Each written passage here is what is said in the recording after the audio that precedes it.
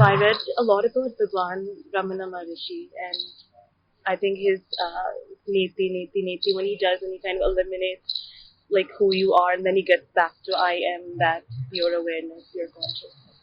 And I remember I think in his childhood, he used to lie down, like the phase that he's like basically dead. And do you know that story by any chance? Yes, the story of Ramana Maharshi's enlightenment. Yes. So what he did was, as you said, he thought, what would it like to be dead? Yeah. I don't think he did it many times. He just did it maybe the once. Okay. He just lay down on the floor in his room and he closed his eyes and pretended very hard to be dead. And he saw that could be that the body is dead.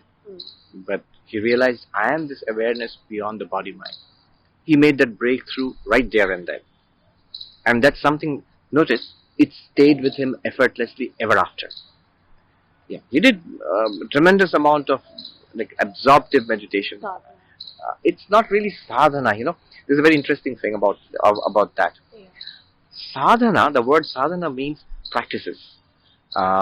It's used in an instrumental sense. That means I need to do something, like I need to come to Deoghar. So that's my sadhya, the goal. Okay. And the sadhan which I use, the method or the instrument, might be the train or the plane. And I am the sadhaka, the practitioner. So I am the one who's seeking a goal, and I do a practice in order to get to the goal. In Ramana Maharshi's case, that's not true. He already made the breakthrough. He was not even looking for enlightenment. He just had this question, and then he tried it hard. He imagined it. And then he tried hard, and he made the breakthrough. Now, afterwards, you will see, it seems like very hard sadhana. He remained in samadhi for days and days and days on end, without any care whether the body lived or not. He just wanted to go away from all distraction and remain absorbed in what he had found. That is so extraordinary.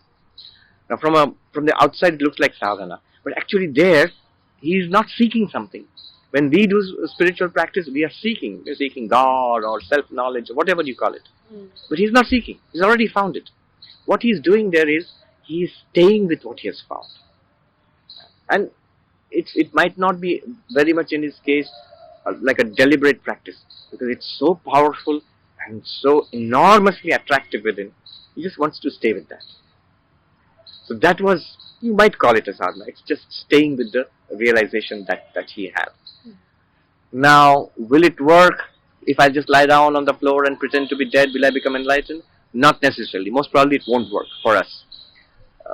My personal belief and the belief of many Vedantins would be, he was already a spiritually very advanced person. He just needed a little bit to tip him over into something that probably he had already achieved in earlier lives. And then he remained in that state ever after. Again, I have to be careful. It's not even a state.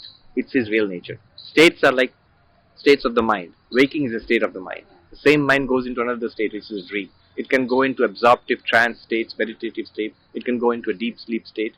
They are states. But you are not a state. You are the reality to which all states appear and disappear. Ramana Maharshi was centered in that reality.